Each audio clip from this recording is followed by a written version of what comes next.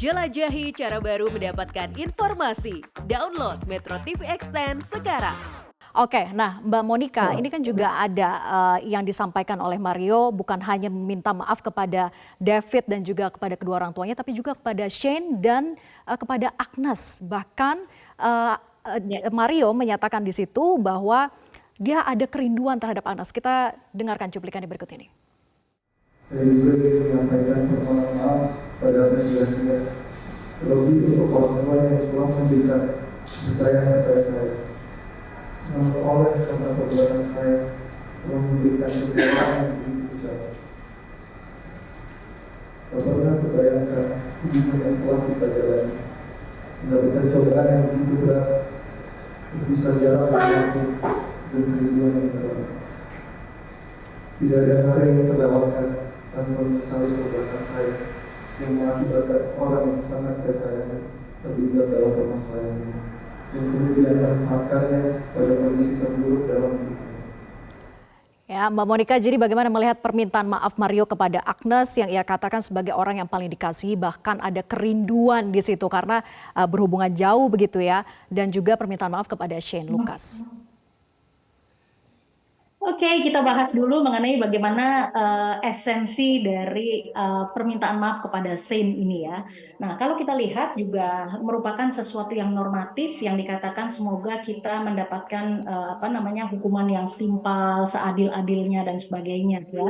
Nah, yang saya observasi di sini adalah kita juga tidak menemukan ada lonjakan-lonjakan emosi yang berupa perasaan ikut terlibat secara emosi, artinya kesedihan bahwa seseorang sekarang ikut merasakan duka atau masalah dari perbuatannya gitu ya. Dan kalau kita bandingkan, tadi kita sudah membandingkan antara David dengan orang tua ya, yang sekarang kita akan bandingkan adalah dari Shane kepada Agnes, ini sama-sama pihak luar gitu ya. Tetapi kepada Agnes yang kita lihat adalah beberapa poin-poin yang disampaikan di sini dan kemudian dikatakan dengan ada dikatakan juga mengenai terpisah jarak dan waktu, terus kemudian ada kerinduan dan sebagainya ya. Nah, maka ini ada suatu pesan ya, baik secara verbal maupun nonverbal yang menyampaikan bahwa perasaan ini masih ada gitu ya. Jadi bahkan ada perasaan berempati terhadap masalah yang sekarang dialami oleh Agnes, karena Agnes menjadi ikut terseret di dalam pusaran masalah ini begitu. Nah, jadi kita bisa mendapatkan ekspresi-ekspresi yang berbeda kalau sekarang saya bandingkan antara berarti levelingnya dari orang tua gitu ya, terus kemudian ke Agnes gitu ya, terus kemudian ke David dan kemudian Shane gitu. Nah, masih ada lagi yang disampaikan hal-hal yang lain sehubungan dengan nota pembelaan. Nah, Iya, betul. kalau kita lihat lagi, ya. Mbak Monica, kita putarkan terlebih dahulu ya terkait dengan nota pembelaan ini agar juga pemirsa bisa mengingat apa saja tadi disampaikan dalam nota pembelaannya. Kita putarkan terlebih dahulu. Selama penanganan, saya menyadari dampak yang terjadi atas perbuatan yang saya lakukan. Tak pernah terpikirkan peristiwa itu akan terjadi. Seumur hidup, sedikit pun saya tidak pernah menyukai kekerasan, bahkan memiliki suatu niat atau rencana atau pikiran untuk melukai seseorang.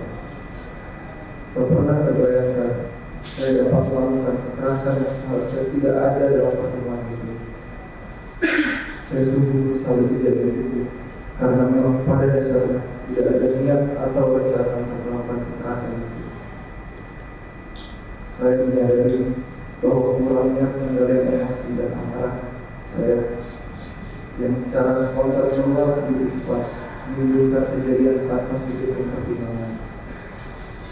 Saat kejadian itu, saya mengakui emosi saya telah mendahului akal sehat saya.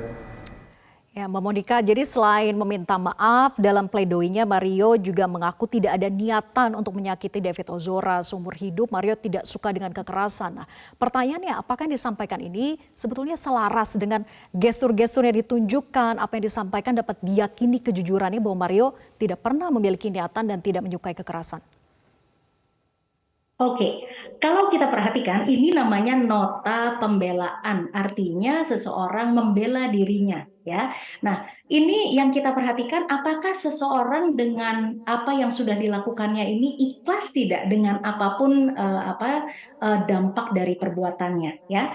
Nah, kalau kita telisik di awal, ya, sebelum Mario ini membacakan nota pembelaannya, ya, ini Mario ada gestur yang ditunjukkan dengan ini pahanya, terus kemudian dengan tangan yang seperti ini di atas paha, Hmm. ya. Nah, ini adalah ketika sebelum mengatakan sesuatu, sebelum verbal ini terucap, sudah ada bahasa yang keluar dulu.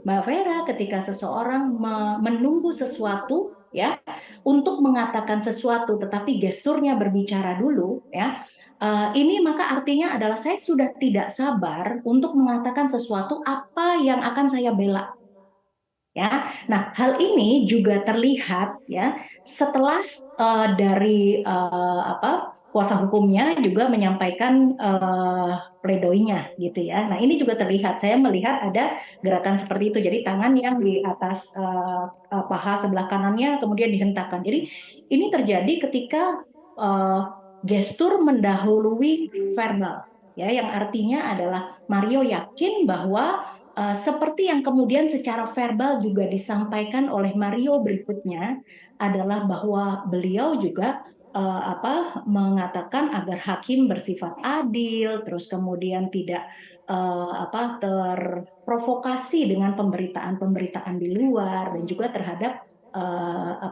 kecewa terhadap jaksa, ya. Jadi kalau kita lihat apakah uh, kejujurannya seperti apa sih? Apakah Ya.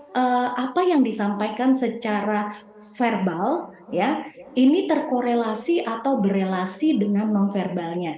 Nah, ternyata yang kita lihat di sini adalah suatu pertunjukan rasa penyesalan dari seorang anak terhadap perilaku, ya, yang kemudian mengakibatkan orang tuanya juga terseret dalam pusaran ini, tetapi bukan terhadap si esensi dari perasaannya terhadap perilaku yang kemudian membuat orang lain menderita.